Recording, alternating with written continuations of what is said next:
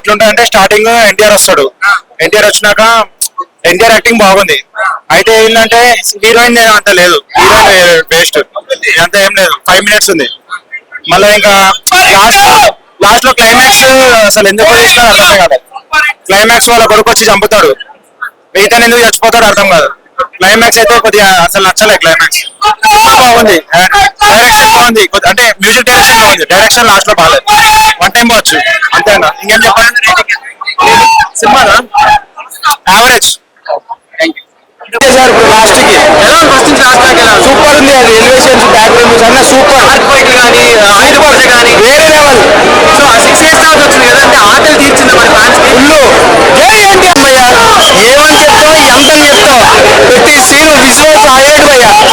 1 man show. Fight అంటే చాలా స్లోగా ఉందంట. ఎవరు చెప్తుంది స్లో ఉందని. ఎన్టీఆర్ సబ్ ఎప్పుడు ఫాస్టే, ఎన్టీఆర్ సబ్ ఎప్పుడు ఫాస్టే. Super blockbuster movie. అంతే బ్లాక్ బాస్టర్. దేవరాలే మనకు కనిపిస్తాడు. ట్విస్ట్ అదే. అది ఓవరాల్ ఎన్టీఆర్ కోసం చూడొచ్చు. 1 man show. ఎన్టీఆర్ గారు బాగా చేశారు. చెప్పాలంటే ఫస్ట్ హాఫే బాగుంది, సెకండ్ హాఫ్ కంటే. సెకండ్ హాఫ్ కొంచెం లాగ్ అనిపించింది. కాకపోతే ఓవరాల్ గా సినిమా ఓకే. ముందు ఇంటర్వెల్ ముందు 10 నిమిషాల ముందు ఒక ఫైట్ ఉంటుంది. కేసీపీ కొత్త సింపుల్ వర్కింగ్ అంతే.